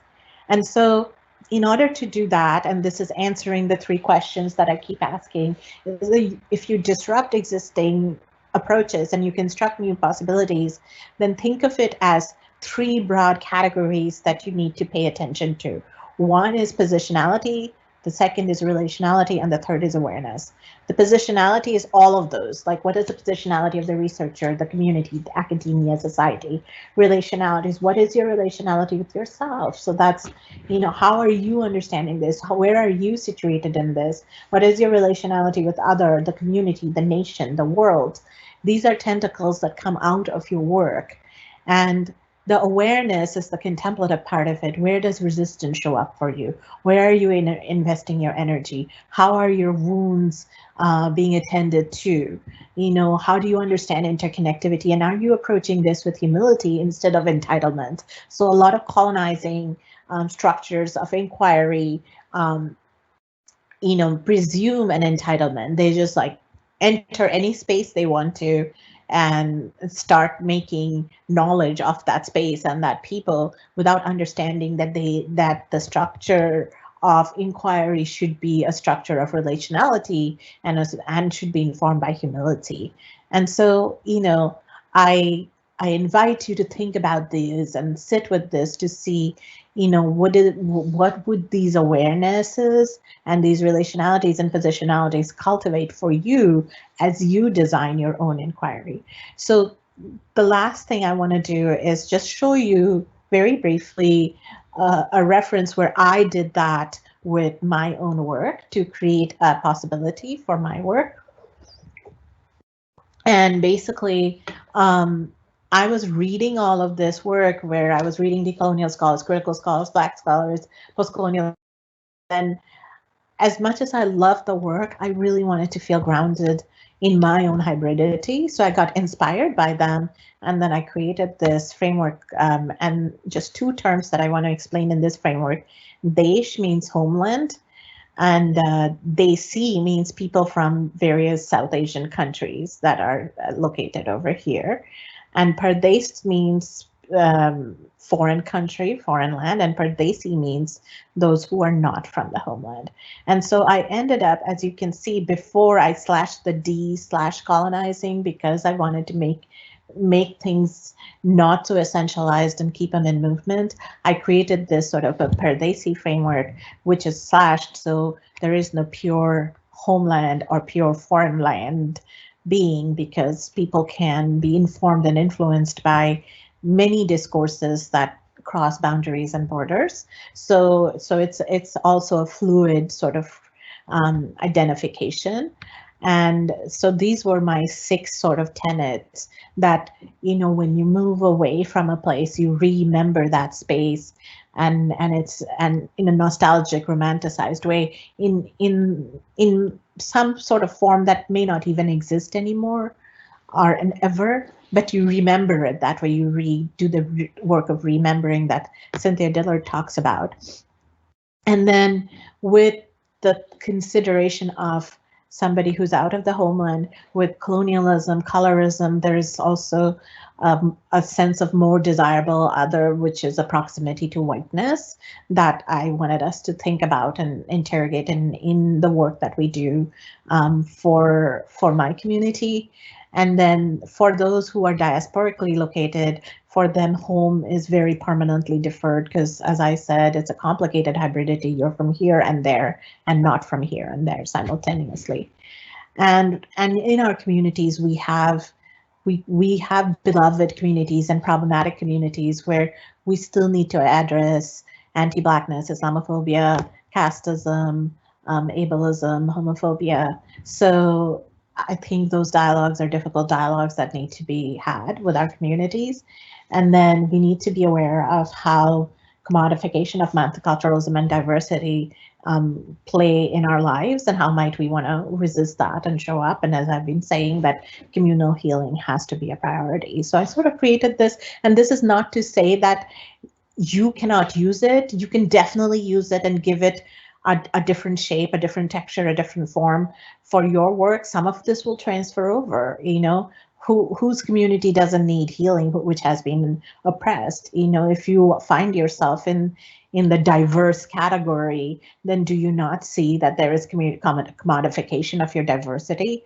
Aren't there difficult conversations to be had in communities? But I just began to crystallize, I need to have this as my grounding tenets to do the work that I am doing. So as I end this, I want to offer this as points of consideration, and then I want to engage us in some conversations. So I want to offer this as point of consideration, sort of bounded by 2 broad questions. How are you creating possibilities for yourself? Very important first thing to understand that. And what are you expanding? Very, very important.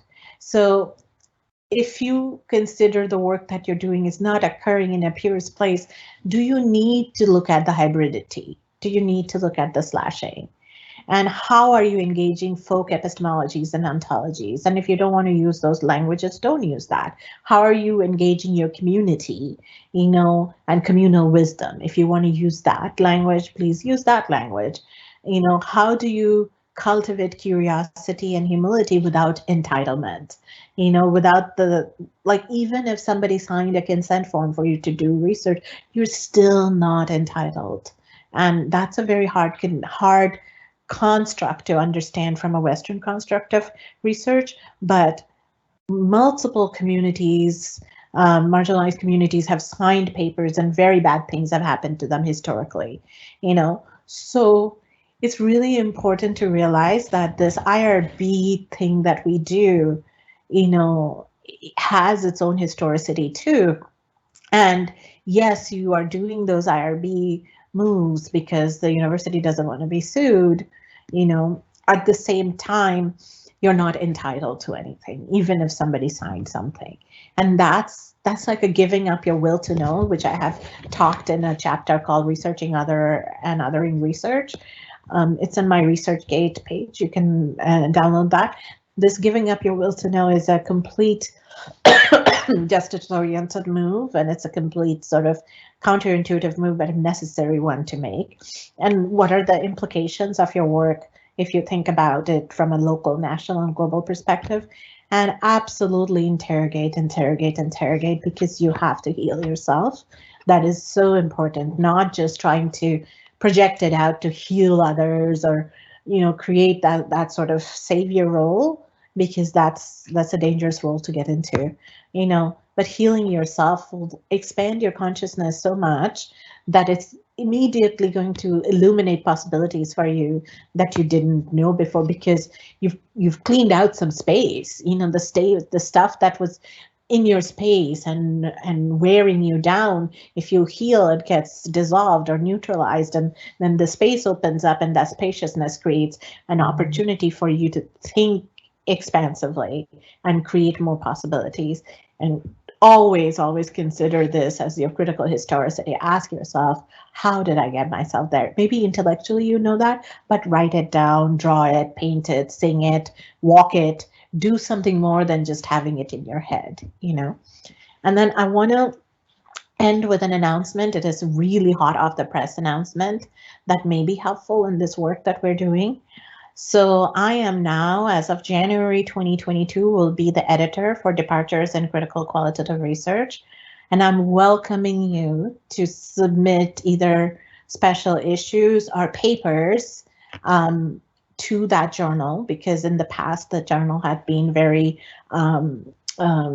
sort of liberal arts based, and there's nothing wrong with that. But I became the editor on the promise that I want to expand that journal into and bring it into education spaces and higher ed spaces. So I want you to please submit things that are breaking rules, because it's hard sometimes to know like where to do this. And some of us who have position and privileges can open up spaces like this so that the work that people are doing can be honored. So with that, I want to stop and open ourselves up to conversations and questions.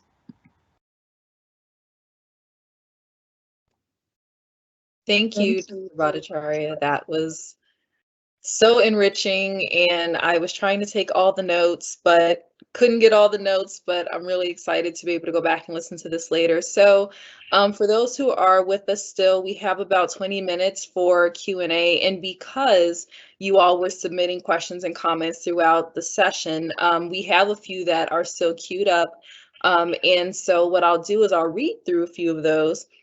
Or Dr. Bhattacharya, if you prefer to read them yourself, but you can let me know what you prefer. And then after that, if we have some time and you've spoken to all of the questions that we currently have, then maybe we can open the floor for a few more.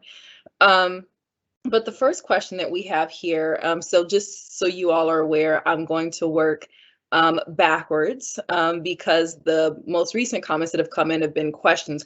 Others have been comments that maybe you could speak to. So the first question that's posted here is from Miriam, and the question is, can you talk more about alternative terms for epistemologies and ontologies, for instance, communal wisdom, etc.? Yeah, so ontology, epistemology, these came out of Western, sort of Western Renaissance movement, but the world existed prior to that. Communities existed prior to that.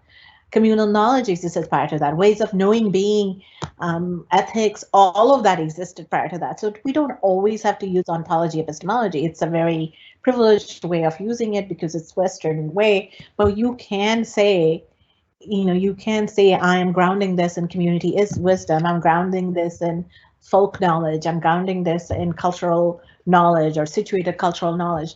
I would say use any term you want to use that help yourself understand what's informing and influencing you. And then if that is epistemology, great. If that is ontology, great. If that is teleology, great. But philosophies existed prior to Western civilization. Philosophies are not a discovery of Western civilization. These are philosophical terms. But were there not African philosophies prior to European philosophies? Were there not African philosophers? Maybe that's not something you have been educated in. And these are also triggers that I am using now to search for that, to excavate those sorts of knowledges that I've forgotten or not even trained in, because I know they existed because the world existed. So there must have been folks who had talked about ways of life, ways of living, ways of living well, ways of ethics, those things existed. So whatever way it was described by folks, in your community, in your culture, in whatever knowledge domain you're working in, use their languages. Thank you. The next question we have here comes from Michael Moses. So I'm just going to read the entire thing. Michael starts, Dr. B, thank you for the contemplation as always. I love your commentary about interrogating oneself. In other spaces, I've heard you use phrasing like, you can't do the field work until you do the me work. For one, that is a bar. I would agree. But more practically, have you written about the essence of that idea or have some citations that you reference to make such rhetorical claims in your work? Do you have any suggested readings to support that phrase or idea? It would be appreciated. The homework before fieldwork idea, the homework before fieldwork idea is not my own. It existed way longer than, I have existed. That came from like traditional anthropological conversation. So cultural anthropology. So look up cultural anthropology work by different folks. One of the people that I really loved, she had recently passed away. Her name is Lubna Chaudhry. She's a Muslim Pakistani feminist scholar, and she had done a paper in Qualitative inquiry called "Researching My People, Researching Myself," and that's a very good example of homework and field work, and how entangled that is, and how it's important to do the homework with the field work or before the field work at the same time, and also before, because you're not going to have that reflexive turn while you're doing the work, but also having some understanding of it prior to the work is helpful too. Thank you. The next thing I'll read here, it's more of a comment, but you may want to speak to it just based on everything that you shared with us in the past hour and a half, hour, 45 minutes. This comes from Sophie Candler, and Sophie wrote, Foucault was right about gatekeeping of knowledge. And I would assume here Sophie's talking about the power knowledge concept, but I didn't know if you wanted to speak to that at all. Yeah, I mean, with Foucault's work with gatekeeping of knowledge and disciplinary devices and the panopticon that helps us, discipline ourselves because we are in the structure of a panopticon, that we've set up a whole education system, at least in our education publication system, based on that. We discipline each other with the oppressor's way of doing. We use language where standard English is understood from a certain way.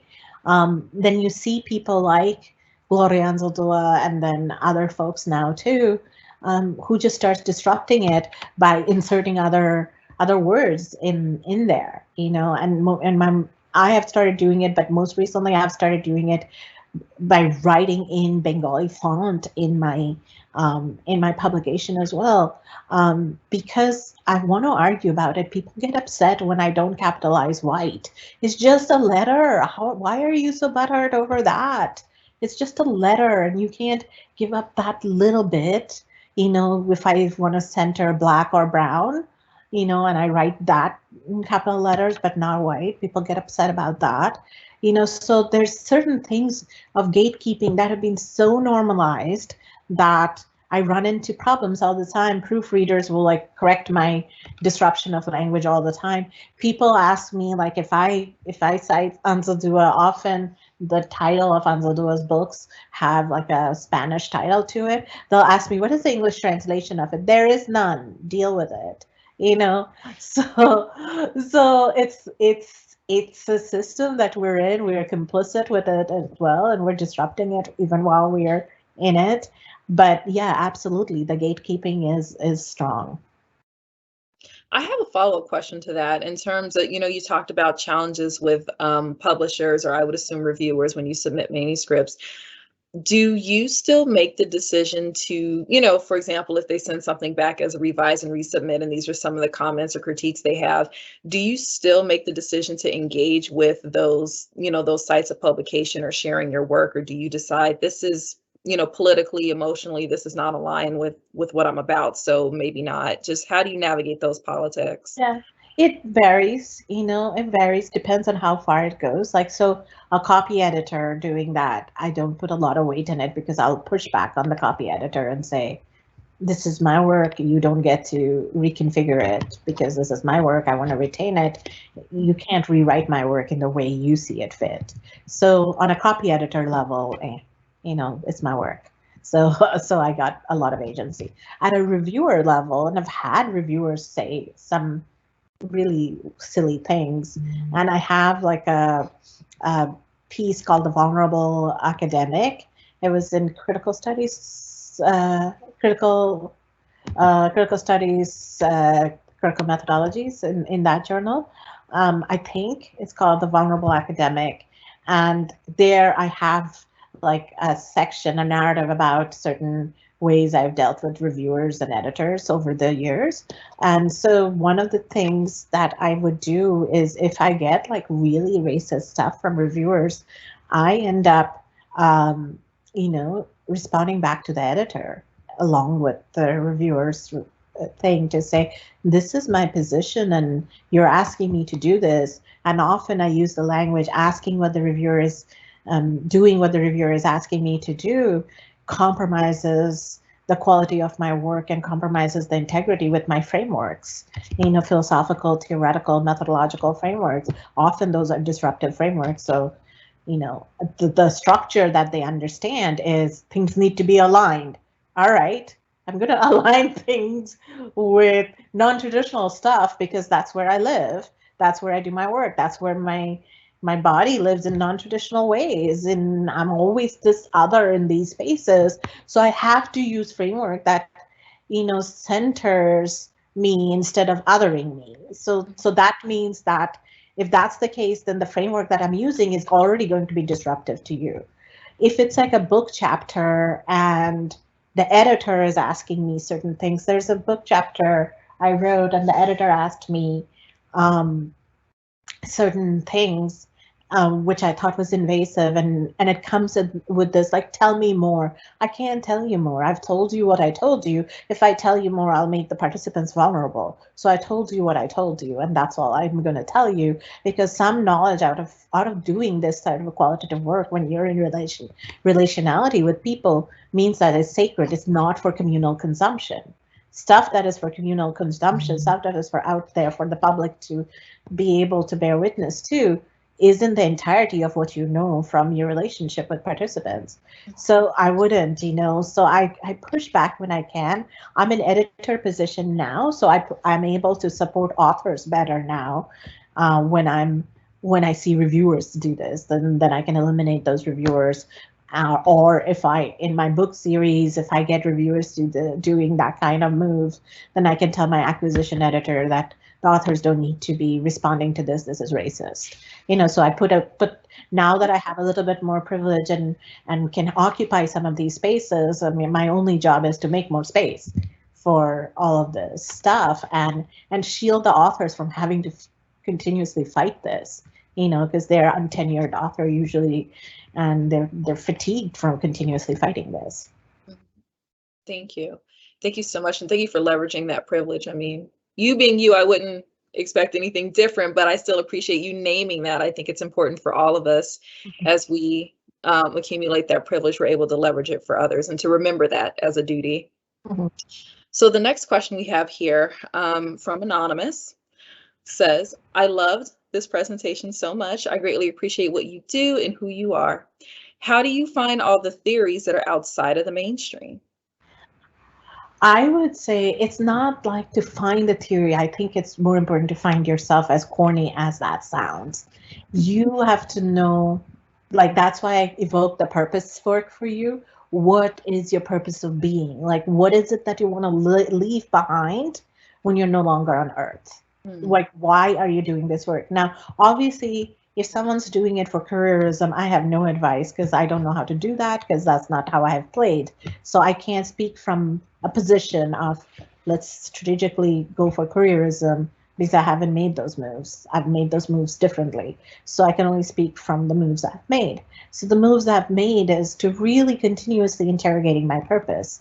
So what is your purpose of being in this world? What is the purpose of and how does that connect to the work that you do? Once you have that sorted, and of course that can change over time too, but once you have that sorted, then lean on who informs and inspires you, and then try to create a framework. Then look for a framework that exists already, or if it doesn't, then create maybe a conceptual framework to start getting into the work with that, and then eventually you might create your own framework like I did, but until then, before I was leaning on Anzaldúa's framework and Linda Tuhey Smith's framework and Black feminist thought framework and womanist framework, I was sort of like creating this sort of collection of different things that helped me. And it's while it's nice and intersectional and interdisciplinary, it's also caused a lot of headache in your work, because if I have a study and I have post-colonialism and globalism and transnationalism and all other sorts of feminist work, I have to read my data through all of those frameworks. I have to make arguments bringing all those frameworks to bear, and that's a lot of work to do. So if you are able to find multiple frameworks, I would say create a conceptual framework out of it instead of like using each of them intact, because that's way more work to do than creating conceptual work. And I'm not saying don't do the work. I'm just saying if you're going to use 4 frameworks like I did and have a 400-page dissertation, then be prepared to do the work, because it's a lot of work. Thank you. Our next question also comes from Anonymous, and it says, what advice do you have for white scholars who want to support and also do this kind of work without taking up valuable space needed for minoritized scholars and communities? It's a really good question, and I recognize this question through my own privilege that I have in India, because I have caste and class privileges in India. And so it's, when I think of doing the work and interrogate my privileges, I wonder, like, what does that work look like without it looking performative, or without it looking like, look at me, I'm so woke, give me some cookies for my wokeness, So I think, like, for me, when I think of if I am working from a place of privilege, I think that I am communicating to people who are similarly located, So then your work, if you're a critical white scholar, would be, who are you working, who is this for? Who is this audience? Who is your audience? Because obviously thinking that if you occupy a position of privilege and you're working to, educate those that are underprivileged is really an audacious claim. It would be a very audacious claim because communities are fully knowledgeable themselves. So the claim then is to unpack this in my own communities. And if my communities are people that look like me or have privileges like me, then I would want to find out ways to disrupt those things that are traditionally accepted in my communities of privileges. Thank you. Our next question, and I think this is an important one because it's shout out to the grad students, to the doc students, comes from Johnny Campbell. Okay. And Johnny asks, many of us are in the doctoral journey and are still developing our competency and our research interests. So how do you suggest doc students go about our learning while still considering and breaking the rules as developing critical scholars? I think trust in your inner power. I think you, as doc students, you feel powerless, especially if you are doc students of one or multiple marginalized structures where you're experiencing multiple forms of oppression. It may feel like you have no choice. It may feel like you're helpless. It may feel like there's too many guns targeted at you, too many knees on the neck, so to speak. And those are real. I do not want to dismiss that, but I want you to know that those are not the entirety of your identity. Your identity exceeds those that want to oppress you and keep you in those locked positions. So I want you to think of yourself as agentic researchers, contributors of knowledge, or highlighters of knowledge from your communities, and have sort of these restorative relationships that are restorative for you from folks that don't oppress you, from friends, from community members, from books, from trees, from whatever nurtures you. I would say nurture those relationships like your life depends on it, because your life does depend on it. And then what happens is when you see the opposition, you can put it in perspective of the opposition. And don't forget, students have a lot of power. Like, it might not feel that way, but you do. And when you do have studies that you are doing that is critical, disruptive, give yourself time to think it out. Why is this important? Who is this for? Who can authentically speak to it? Who can genuinely speak to it? So if a cultural outsider is offering a critique, have some scripts prepared as to how do you respond to a cultural outsider offering a critique of your work. Like, what does that mean? You can disrupt the critique too. Disrupt that. That's what you have, the tools. You are learning those tools. So what are some scripts if a cultural outsider is offering a critique, but that critique comes with a lot of distance? I don't mean that all critique from cultural outsiders are wrong or bad, because then you're going to just only be able to work with just handful of people, and some groups don't have that many people in higher ed. You may be the only person of your kind in certain higher ed, So just think of, if the critique has huge distance from your work, what might be some scripts that you can have ready to say that would be helpful and agentic for you. But don't think that you don't have power. You have a lot of power. Thank you for that. There's another question that's here, and I'm also mindful of time. We have about 3 minutes left, so this will be the last question that I'll pose. But then before that, really quickly, someone asked if you would be willing to, Shari or Sherry, I apologize, I believe it's Shari, but Watkins asked if you could please share the name of the journal that you're for which you're an editor. Yeah, Departures in Critical Qualitative Research. Okay. Departures in Critical Qualitative Research. Okay, and is that also the journal you said, so you'd be moving into a different editorial position in 2022? I just wanted to clarify. Yeah, so starting 2022, I will be the editor for Departures in Critical Qualitative Research. So between now and then, there's going to be some transition. But my first term is for, I believe, 3 years, and then I can extend that for another 2 years. So I'm hoping to change the landscape of critical qualitative research from that position, however much I can. Thank you for that clarification. And then this is the last question coming from Phoebe. So Phoebe writes, oftentimes I see this work, I assume Phoebe means the type of work that you do, being done in margins of traditional academic spaces. Do you see other pathways for criticality and or decoloniality? And then Phoebe also asked a follow-up, possibly related to what you were just speaking to, is accumulating power through a PhD necessary? Nope, not necessary. Not necessary. Gloria Anzaldúa didn't have a PhD, and she was already writing books and things before she had a PhD. She actually passed away.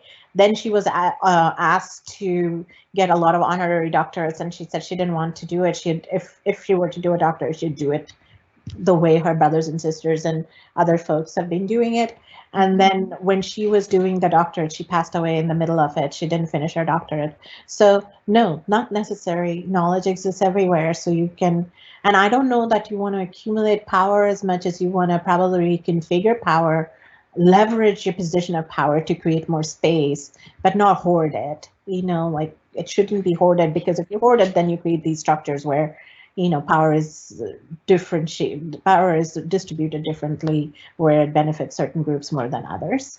And then the first part of your question, Phoebe, you're saying it's done in traditional academic spaces. Do you see the pathways for criticality? And I think, like, traditional can be disrupted. Like, if you continuously think the center is a fixed static center, then you're continuously in relationship with the fixedness of that center. You don't have to, you don't have to be in the master's house and just use the master's stool to create a little bit of a bigger room for yourself. Get out of the house, go out, build your own house, create a new center.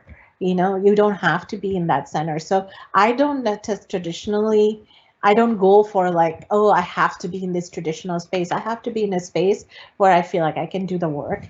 And some of my work has appeared in traditional spaces, but I've never like vied for it because I've sort of felt more agentic in however way I was grounded in my work. And I knew that my work will find space, and it didn't matter to me whether it's traditional or not, because I didn't want to give that power to the center in a way where I am defined by whether the center sees me or not. Thank you so much for that, Dr. Bhattacharya. That is a wonderful note to end on. And thank you again for all the wisdom that you've shared.